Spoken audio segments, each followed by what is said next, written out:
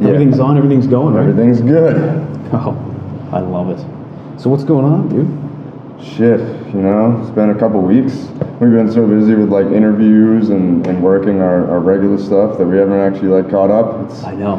I actually kind of like when this happens. I feel like we get like better podcasts because it's not just like it's this space between. Yeah, we just had so much going on. Disastrous stuff that you have to take and turn into positive. Typical entrepreneurial obstacles. Literally every day is like, what disaster are we dealing with today that we can overcome and become better from? So welcome to AA for Entrepreneurs. Exactly. I was just gonna say I don't want to interrupt you, but we totally forgot the intro. We did. That's all right though. I wanted to say thank you to you guys and girls watching and listening. We surpassed 400 plays on the podcast channel, which is huge. That is huge. If you guys have been listening to the podcast, I'm sure you've noticed, but we did get some sponsorship from Flipboard and from Anchor, the app that we use to create all of our podcasts, at least the audio. Let's talk about that for a second. How awesome is it to have Anchor? Anchor is... They make it so convenient. We literally started our podcast with just a phone because of Anchor. They have so many good features to not only create your podcast, but also publish it everywhere. Like we're on everywhere, literally anywhere you can have a podcast, and it's free. With no extra work. You kind of you do it. They give you so many like options to put some like sound in the background if you want to make it better, but like just the simplicity and the ease of using it. Like I wouldn't have a podcast without it. No, same. And it's actually been kind of cool because I left them a review, because when we first started Anchor, I believe it was a pretty new app, and they didn't have the option to edit your audio at all. And I remember putting that in the thing like, man, I love this app so much, but it would be really cool if I could edit my audio straight from the app. 2 weeks later, boom, editing of audio, and I'm like, that's the best. That's the best. When a company listens, they're great things. Like they're not going to stop here. No. Then I'm excited. I'm excited to see. And a big shout out to Gary V, because he's who put me onto that. Anchor. Yeah. So he was the one that brought it up, and I was like, oh, let me check this out. He always says, start a podcast, just do it. I'm like, well, how? And it's funny that Gary was actually the one who turned me on to Medium. Oh, yeah. And Medium is kind of like Anchor, but for blogging. So you don't need a website; you just host it through Medium. And that's where you made that blog post about the Token Dead interview? Yeah, exactly. Dude, they make it so simple. If you're listening or watching, go to one of our pages. We both shared it.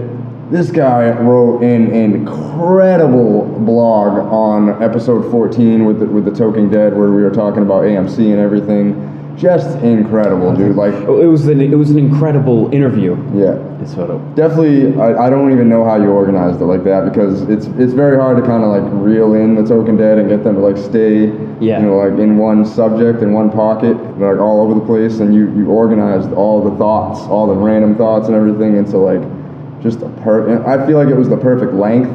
Like it wasn't too long of a read. It wasn't too short. It was just perfectly detailed. Like I can't say enough good things about it, dude. Like hell yeah. I appreciate that. Means a lot to me. Thanks. I put a lot of work into it, but I know you do.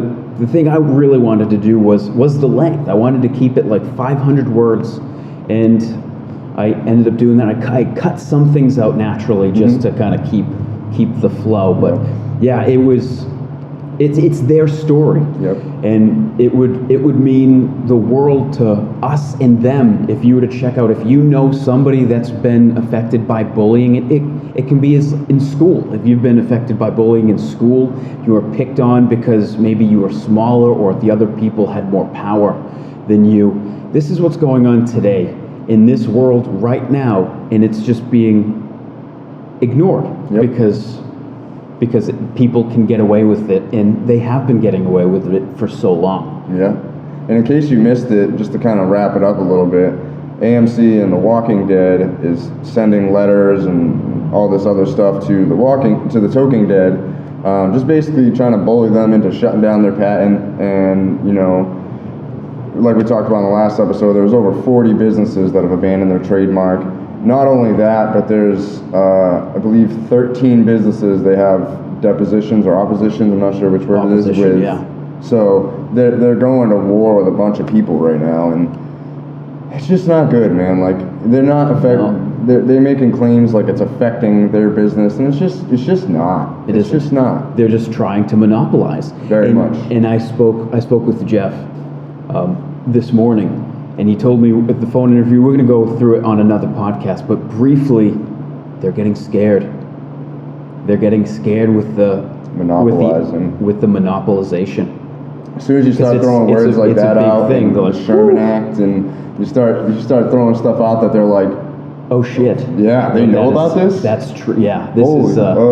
We need to go back to the drawing board, because we're fighting in a war with an opponent that is equally matched. Yeah, yep, very much so. They might not have the money, and they might not even they don't have a lawyer, you know, but they have enough support and enough smarts and enough heart. Yeah, that's what it takes, man. Like, you have to be bigger than the people trying to bully you.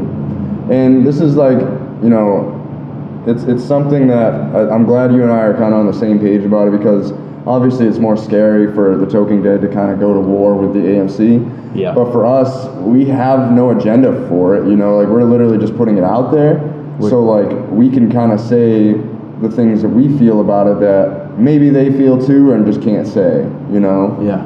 We're taking a journalistic approach of the whole thing. Yeah. And it's, when you tied it all back into bullying and everything, it really made, like, a lot of sense, and, you know, really, like, hit home. Like, that's really what they're doing. Like, they're just trying to use their power and squash all the little guys. Yeah. Get out of here, get out of here, get out of here. Like, and I think eventually, when this gets out to enough people, that the Talking Dead, it will be able to team up with those 40 plus that have abandoned their trademarks, and those 13 people that they have oppositions with. Yeah. That's a lot of people coming together against AMC, you know, and are fighting for the cause. Not because they're not anti-AMC. I am a Walking Dead fan. I've watched the show. I'm caught up. I've always watched the show. You know, it's one of my favorite shows. I mean, I'm not too happy about some of the storylines they've done, because they don't want to pay actors, so they just kill them all. You know, but that's business. You know, yeah. I have nothing personally against them. I just think that what they're doing to the Talking Dead is completely and utterly wrong. You know. Yeah. So the phone call went pretty good. It was quick. They said it was like a 15-minute phone call. The pre-discovery hearing, and basically they just said it was a waste of time. Yeah. Basically, but found out that the USPTO, the trademark office attorney, basically has no jurisdiction in the matter. So it really, like, didn't matter, you know. Like, they have to bump it up to the Federal Trade Commission. That's who you have to go to come after the Talking Dead now. And the thing about it is, they're not going to be able to get them to shut down the trademark. It's been approved. Like, it's not going anywhere, and they're not going anywhere. And that's basically the moral of their whole story. Like, you guys picked the wrong ones. Yeah. We're a couple stubborn dudes from Massachusetts, you know, who have worked in construction our whole lives and just don't have a problem telling people to F off. Yeah. You know, they're digging in their heels. They're in this one for the long run. Very much so. I'm happy to see where they're going, and, you know, super happy to help them, you know, spread their message. And they'll be with me at the Harvest Cup this Saturday I don't know if this will be out before then. I'm trying to figure out all the time. Yeah, that's going to be a big day for you. It's going to be huge. I'm literally going to leave the house at like 7:30. I probably won't get home till like 8 p.m. The night before that, they're doing a launch party with all the vendors and everything too, in Worcester too.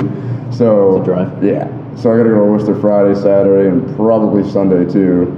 Sunday might be, I'm thinking Saturday I'm going to work the entire day, and then Sunday is going to be like enjoy my time there, talk to vendors, like, outside of business, like, just casual. Yeah, like, but not too long. I recently saw this thing from Chris Collins, who Business Outlaws is one of the hosts, and he says that sometimes people make themselves appear way less important than they are by just hanging around. You know, you want to get into somewhere, choose your words wisely, and leave. Always be moving. Don't even say goodbye. Literally. Like, leave them wondering about you when you leave. say something and do something that sticks in their mind so much that when you walk away and you don't say bye, they're going to reach out to you. You know, it's making a bigger impact. So that's something I'm actually going to try Friday night for the launch party. Yeah. Because instead of just hanging around by the wall with a drink or smoking with people or whatever, like I'm going to get in there, mingle a little bit. I'm bringing Courtney with me, and then out. Now, do you have a list of kind of questions that you plan on asking everybody, or like an itinerary that you have for the day? So I actually, we were talking about this a couple podcasts ago, how I was preparing for Harvest Cup differently than I prepared for the Sensi night. So Sensi night, just kind of went in there on a whim and talked to businesses and figured out as I went. Ended up with 4 interviews. This time, I already have 11 businesses all set up. I know their booth numbers. I sent them the questions I'm going to ask them so they can kind of prepare mentally in their head. Yeah. And I also reached out to all of them and said, hey, do you need help setting up in the morning? Like Saturday morning, I'll help you set up so we can get done quicker. Then shoot the interview before everybody gets there. Bada bing, bada boom. I get rid of like 3 of the interviews before the event even starts. Right. The other people I've talked to, I made sure that they had help. They had people at their booth and everything, so I could pull them aside for a 5 to 10 minute interview and not hurt their business, you know. So it's just gonna be amazing. It's gonna be a fun time. It's gonna be amazing. And that's the whole thing with what people try to do when they start their own business, is they want to do something that they enjoy, because that's the dream. Yep. Is finding something that you enjoy and then eventually make it so that you get paid. Exactly. And that's what Adam's doing right now. It's so inspiring. Thank you. It's good to see. It's not easy learning all this stuff. Like, luckily, I've been in music and marketing my music for so long that like some of it's pretty natural, but the video editing is definitely something new. Yeah. And you know, we're getting into Twitch streaming and all that stuff too. Eventually, this stuff's all just going to become second nature to me. You know, it almost is kind of, and now I'm like, okay, I know how to do this. How can I make it more efficient? I think if there was like 3 or 4 necessary skills that every business person should know, it's how to edit video, because with the internet and with the way that things are today, if you can edit video, you can start a vlog. You could do so much and just really push content out into the universe. Another thing that is important is writing, because that's another form of communication. I guess it really all boils down to communication. Yeah. How to communicate with people. Yeah, this is something. Who was I talking about with this the other day? Oh, Jeff from Cannabis Growers Association. I was saying. We were talking about tagging and stuff like that on Facebook, and he was wondering why I just kind of go with like a 2-sentence approach when I post something with no tags, no nothing, no link. And I'm like, because the more links you put, the more Facebook limits your reach. Yeah, they mute it. Yep. The more you tag people, the more they limit your reach. The longer your description of whatever you post, or the longer your status, Facebook limits your reach. You know. So it's just trying to be smarter than the social media. Instead of complaining like a lot of people tend to do with social media, unfortunately, you figure out the solution around it. And that's basically like where I'm finding my niche right now. It's just like, I feel like I've always figured my way around it.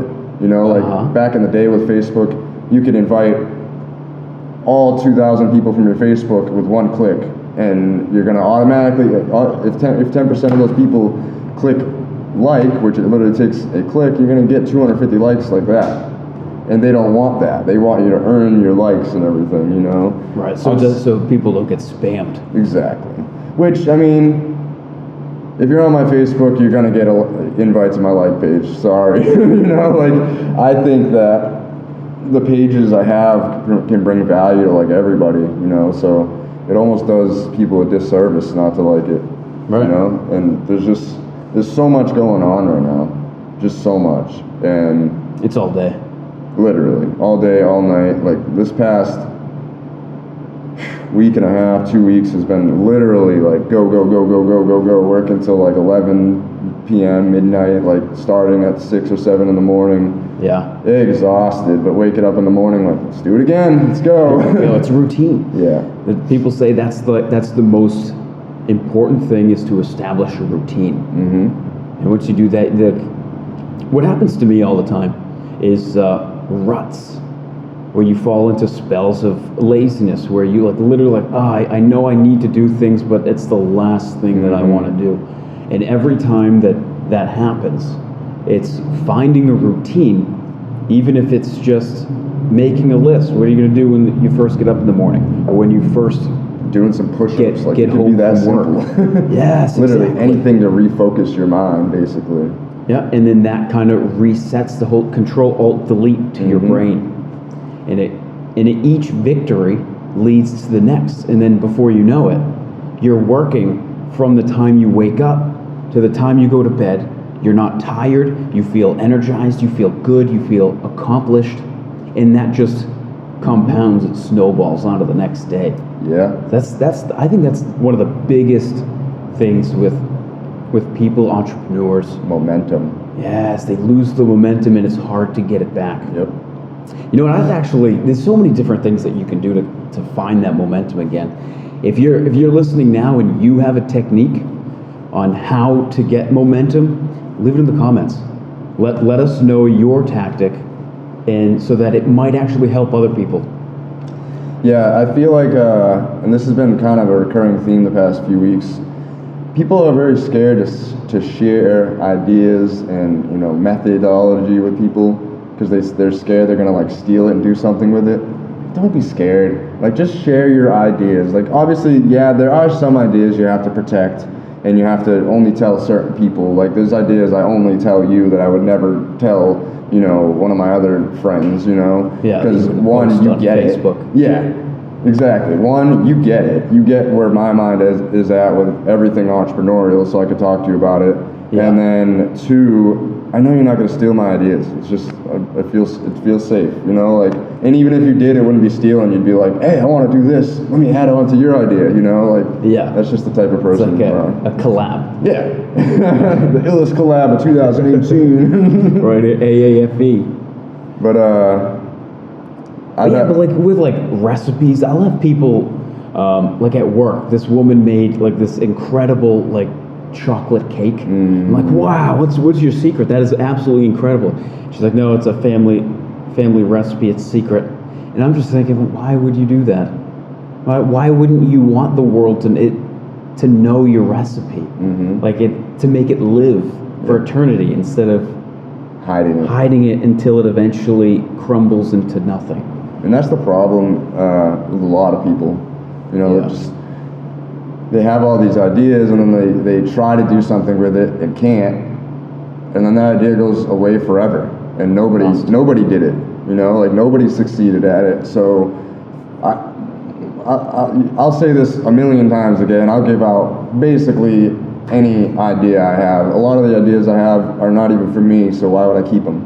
Right. Like, I'm constantly thinking about how I can help other businesses, and that idea has sometimes also helped me. Yeah. It's like it keeps the brain sharp. Jab, jab, jab, right hook. The more you jab, the more easy the right hook becomes. It's incredible. It's I feel like part of being an entrepreneur is just like being patient, and the other part is just being able to get past anything catastrophic. I agree. It builds resistance. It does. And in that moment of catastrophe, you might feel like you want to punch something or scream or quit, but just don't. Just get through whatever you're faced with, and it will lead to better things. Yeah, exactly. If you really need to punch something, though, just hit a bag. Hit a bag. Yeah, come to Striking Beauties. We got bags here. I'll do the subliminal advertising for you. I don't care. This place is great. Good. Get the frustration out, and then go back to it. And then come do a meditation class with Andy right after that too. Oh, peace. The board is covered. Yep. Come work out, beat things, get your anger out. Sometimes you get like so or at least sometimes I get so frustrated and tired. I mean, you've been working for 6 hours. Sometimes you just need to take a break. Yeah. Even like you may have a deadline. In that case, you kind of have to plow ahead. Yeah. But most of the time, life is lenient. Yeah. So you can step away, take a nap, Yep. go for a run, do something, get your mind off it. Do something that you want, that you think is fun. Say, okay, have yourself that angel and the devil, right? You have in your head, you've got a conversation going on. Say, okay, I've got to get this done. I've got to get this done and this done, but I don't want to. I really would rather do this, this, and this. Mm-hmm. So the best thing to do is say, okay, I'll do what you want to do, left side of the brain. So I'll do that first, but I'm going to reward it in favor by doing this. So give yourself rewards. That's a really good way to get through, because even, you know, being an entrepreneur, there's still going to be tasks you don't love doing. Right. And the way to get through those is, like you're saying, reward yourself, reward your brain. You know, even if it's like, okay, we're going to get through this task and we're going to get to watch one episode of this 30-minute show. You know, just something to get your brain away from everything, because, you know, it is good to have mental breaks once in a while. Yeah, because otherwise I've found that, like, sometimes when you fill up your plate to the max, where you've got like mashed potatoes and peas leaping off the plate, it's too much. Yeah. You get so full and then you don't want to eat anymore. Yeah. But if you tone it back, and kind of like give yourself some space, then you're less likely to fall off the wagon. Yep. You know what I mean? Listen, there's nobody in our lives that tells us, hey, you got a 15-minute break. Hey, make sure to take your lunch. Hey, you know, like a lot of the times with us, and I'm pretty sure that this is with you too, I just get so wrapped up in work that I end up working for like 6, 7, 8 hours straight. And then I'm like, oh shit, I've worked for 8 hours straight. I guess I should probably like take a break and go make coffee, or, you know, anything to just kind of break up the work a little bit, and then just get right back into it. You know, going back to catastrophes, I had quite the catastrophe this past week. What happened? So I rent space basically to grow cannabis, all legal. I have, you know, I only keep max of 10 plants in my rooms at a time. For a few months, one of the hosts of my room has been complaining about water bill. You know, mind you, I pay any electric I put on there, and I pay her a rent to be there. I'm not adding anything on the water bill. So while I may use 8 to 10 gallons of water a week, in some weeks I don't use any, because I like to refill at the 25-cent stations because it's cheap and it's cleaner water. It's like potable. Yeah, exactly. So I paid her for a crop 2 weeks early, and she texted me asking me if we could reconfigure the money that's going into it, because she feels like she's losing money. Now, mind you, before I was able to pay for any kind of crops or anything, I was paying for the electric bill. I would give them basically any amount of weed they want. You know, like, I'm not gonna be stingy. I'm at your place, I can't pay you rent right now. Yeah. So they've never lost a dime. It costed me about $6,000 to build everything, because I built subfloors, drywalls, frames, all the venting, ducting, all of it. Like, did it all myself. Maybe like an hour worth of help from her boyfriend out of 80 or 120 hours of work, you know? Yep.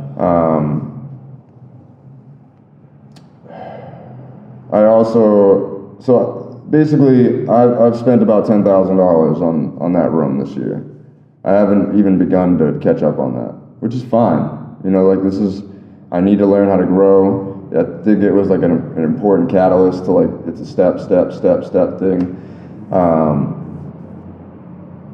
She basically told me to get the fuck out of her house when I told her that I'm the only one losing out on money. Which, you know, caused me to snap back at her, as happens, you know, when you have months of frustration building up. Yeah. It's important to talk to people about your frustrations, which is like one of the things I'm glad I talked to you about, like the 100 Zone Media thing, because it got it off my chest and I'm able to think about it more, which is definitely something I want to talk about. But it's kind of like leaking the air out before it blows up.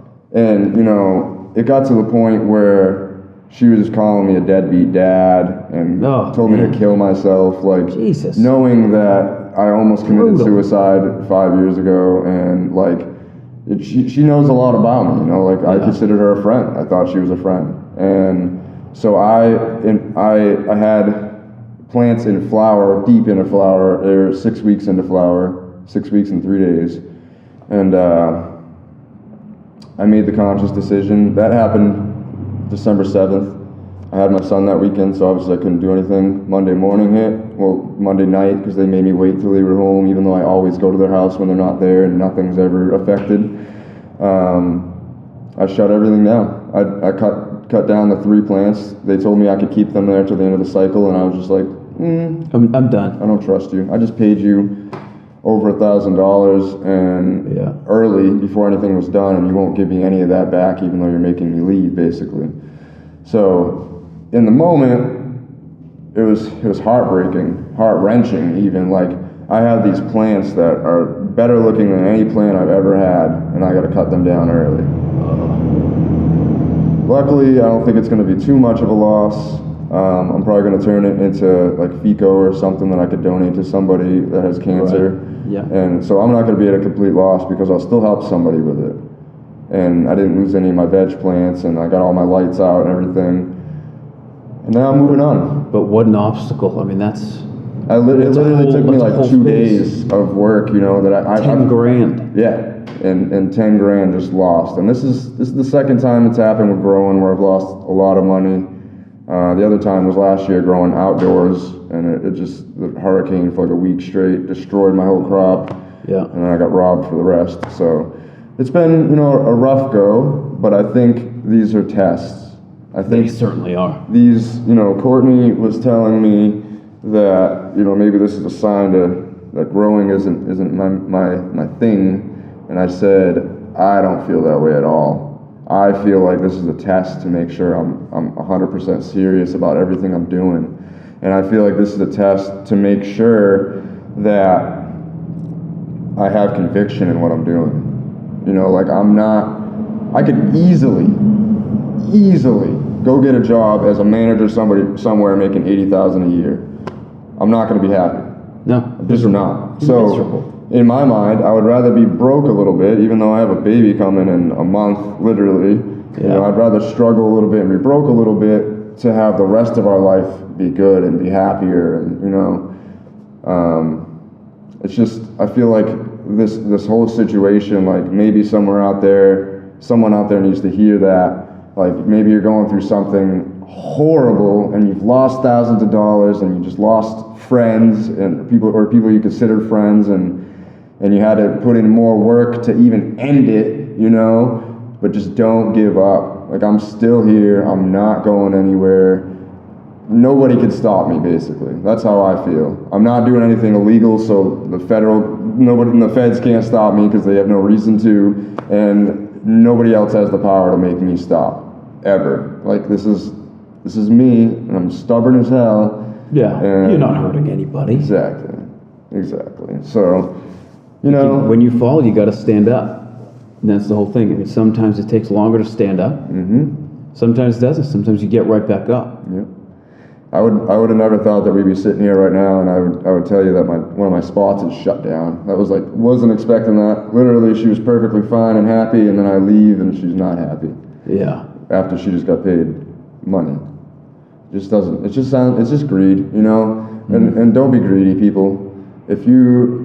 She's honestly, it's stupid. She's dumb. She's dumb because I am going somewhere with this. Eventually, I'm gonna have enough money in some area to be able to have my own grow operation for dispensaries and everything. Because I personally don't think any of these dispensaries are doing the right thing. Like, I saw that you got some bad reviews, some bad stuff from local places. Yeah, I mean, I'm a medical marijuana patient for Massachusetts. Yeah. When I first got my card, I went around to all the different dispensaries and tried them out, the medical ones, you know. I probably found 3 good ones out of probably like 20 that we found. Those 3 good ones, in my opinion, still don't have shit on the local growers that I know that grow great cannabis. One of the things that bothered me recently, and this bothered me because they just opened a recreational shop, Alternative Therapy Group, I think it's called, in Salem. They were the first medical dispensary to open in Massachusetts, I think 2012. So in my mind, I was thinking, they're gonna be the best. Like, they were the first ones open, let me go try out their stuff. We were in Salem to renew my card, so we went there. I got 4 different strains, got a couple pre-rolls, got home and was smoking Chronic. That was the strain. I was super excited about it. I was like, oh, I want to smoke some Chronic, let's go. Got about 2 puffs in, looked down at the black ash, and was like, I taste whatever nutrients they're using. Ugh. They didn't flush it out. They did something just completely and utterly wrong, and ended up throwing away the joint and giving away the other stuff to my friends. Like, do you guys want this? Like, I think it's personally trash, and you could probably taste the newts, and it's not going to be good, but you're not as much of a weed snob as me. Maybe you'll enjoy it.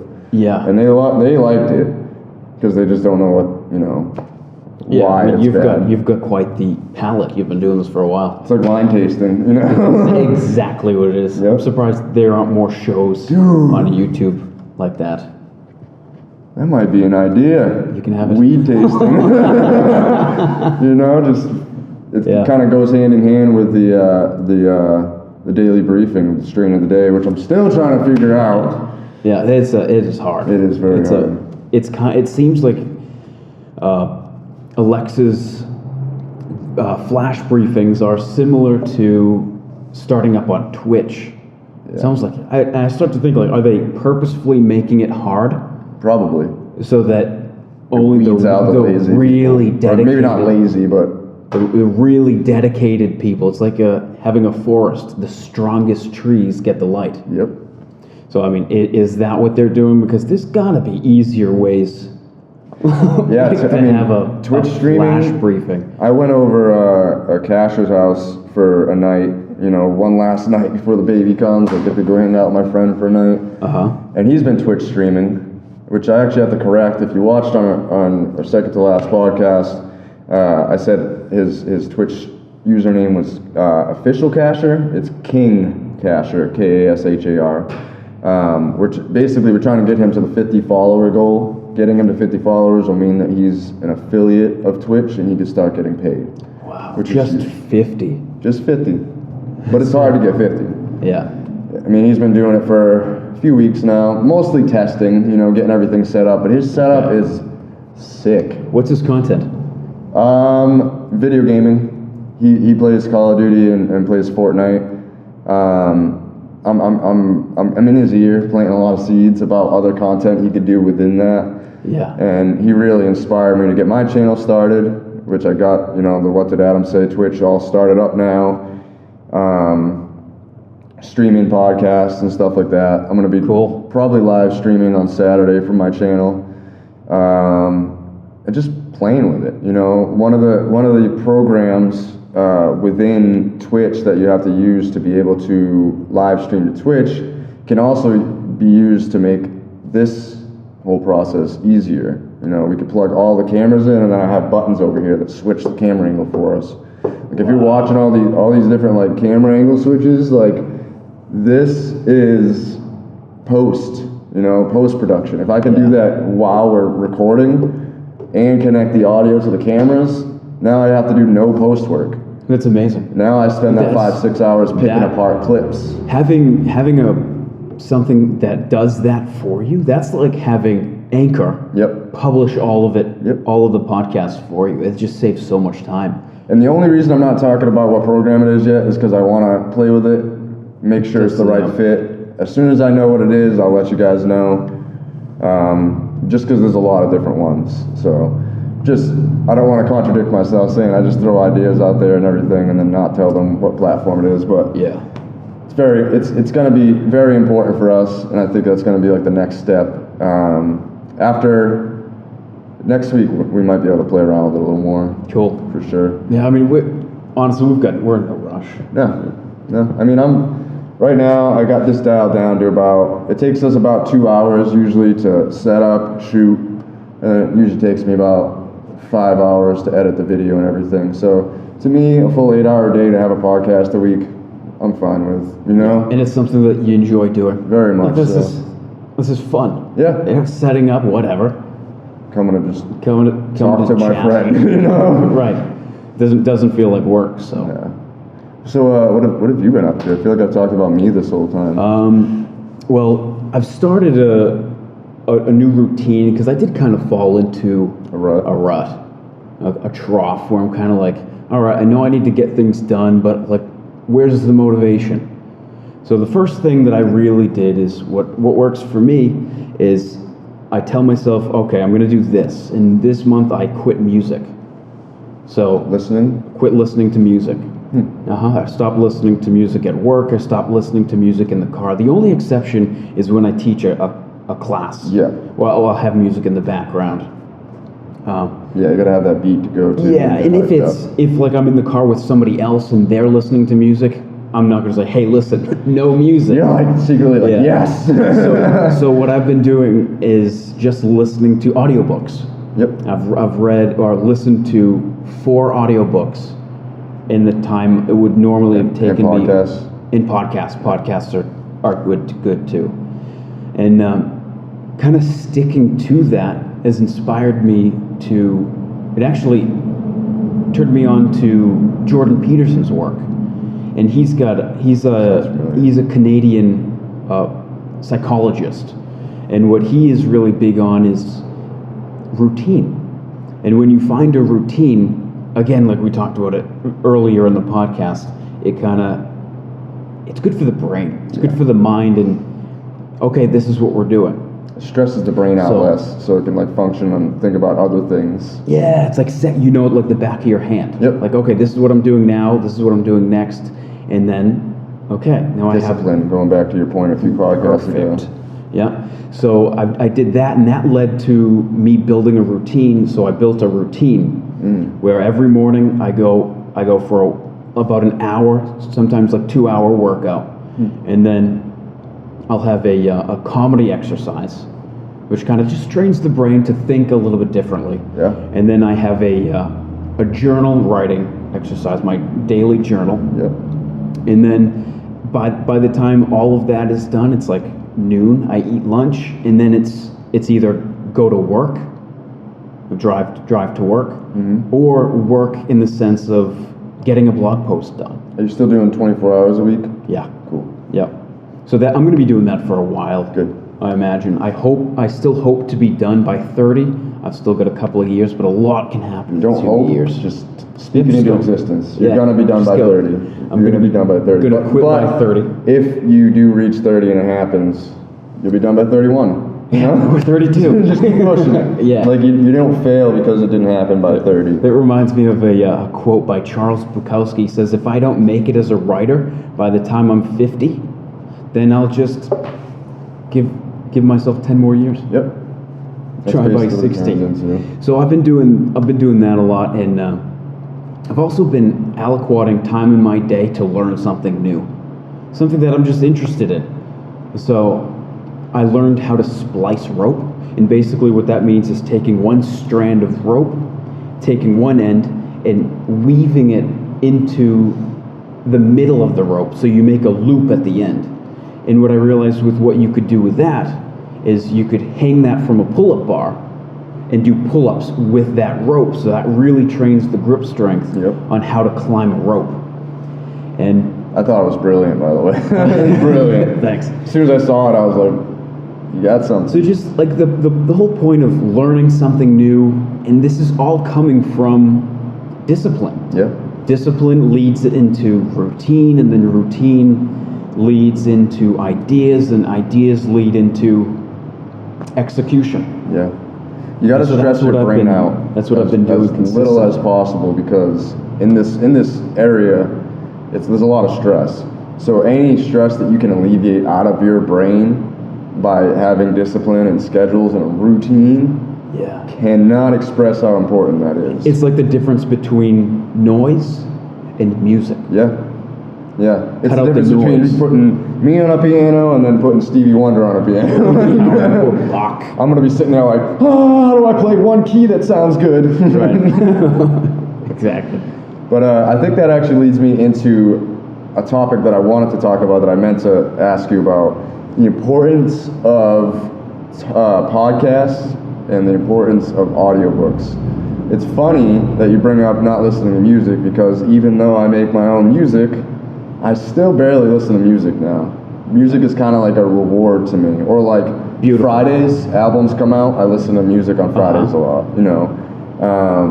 But it's mostly just podcasts, you know. I was just listening to Business Outlaws on the way here, and they were talking about, you know, making it in fringe business. Fringe business, what they were specifically talking about is like things on like the cusp of legality, basically.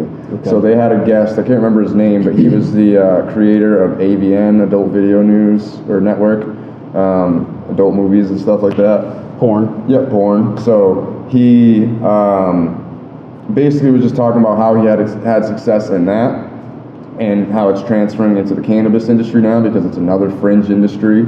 You know, it's one of those things where you're kind of teetering in a gray area, and you got to like changing with the laws that are changing, and just hoping the FBI doesn't kick in your door. And that's basically what it talked about. You know, like being able to create SEO in a market that is difficult to advertise because there's loopholes and everything, like with cannabis, right? I can't run any ad on Facebook that has to do with cannabis. It's just every time I submit it, and I actually have one of my Facebook ad accounts shut down because I submitted too many. Anything with a pot leaf, anything with a pipe, anything to do with fucking cannabis. It's ridiculous. It's one of the things that Facebook needs to change. I'm not complaining, I'm just saying, Facebook, I'll spend a lot more money on advertisement if you just change this, and so will a lot of other people.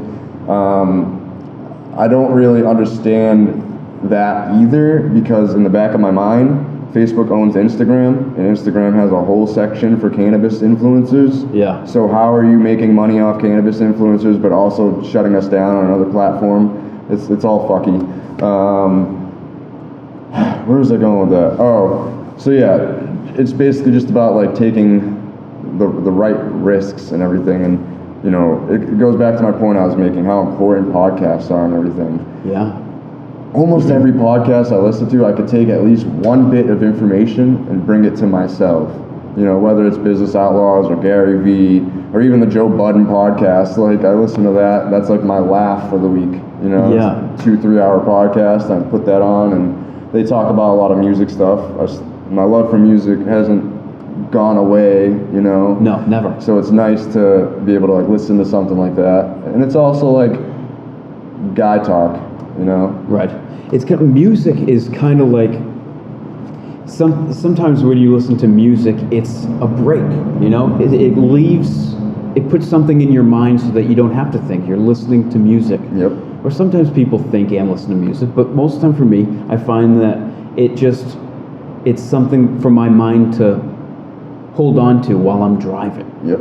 So I kind of translated that into wasted time. But another really important thing about podcasts, other than it teaching you and you learning and taking away from it, is that exactly what you just said, guy talk. It's talking, conversation, speaking to other people is a skill. Yep. It's a skill that you need to have, and sometimes in people's day, they don't have that communication all the time. Maybe they're sitting at a desk, they're filing things or what have you. Mm-hmm. They're not in constant communication. So listening to podcasts helps a lot. Can kind of like, it's almost I bet you could look at like those colorful pictures of the brain while someone's having a conversation and while someone's listening to a podcast, and I bet they'll be very similar, because it kind of practices, it trains your mind to be in a conversation even though you're not in the conversation. And that goes back into doing a podcast. Yep. It's the same thing. It gets your brain used to having sentence structure, used to having a flow in the way that you speak, where normally if you didn't talk to anyone ever and you just sat in your room or just listened to music all the time, you're not going to have that. Yep. So podcasts are doing a really amazing thing. Podcasts, I think, are becoming one of the most important business tools for anybody looking to do anything entrepreneurial.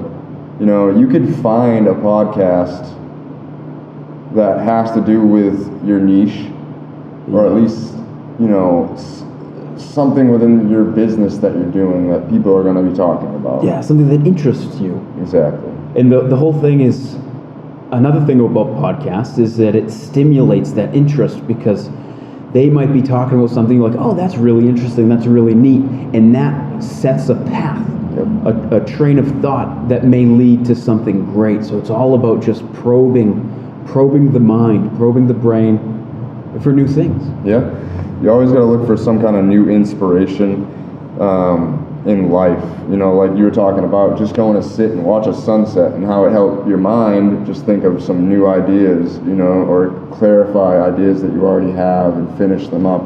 Because the brain is just like, we don't understand everything about the brain. We'll never understand everything about the brain. It just does so many things. Like, I know for myself, I can listen to music, talk to somebody, and have thoughts in my head all at the same time. Like, how am I able to register music and what they're saying, and I have 3 or 4 thoughts swirling in there? Like, how does that even happen? You know? It's kind of like sitting at a busy restaurant and you're talking to somebody across the table. There's 100 other conversations going on, music, people yelling in the kitchen, but you're solely focused on that conversation. It's easy. It's not hard. It's not hard to have a conversation in a busy room, as long as you can actually hear. Yeah. But the brain it is such a fascinating tool. It's an incredible thing. Maybe one day we'll understand everything about it, but I doubt it. I think one day, I didn't come up with this thought. A lot of smart people did, and they firmly believe that one day computers will be integrated with the brain. Yeah, AI and human brain. Yeah. Imagine just being able to think at the rate of a computer naturally. Yeah. Man, I wonder what this is. Instead of Google searching, your brain is just like, here's the answer. You are Google. Oh man, that would be really dangerous though too. Could be. But hey, with every danger, there's going to be good stuff involved. With every question, there's another question. Yeah. With every question answered.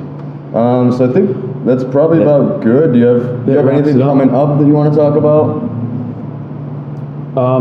No, just keep an ear out for the next Token Dead podcast.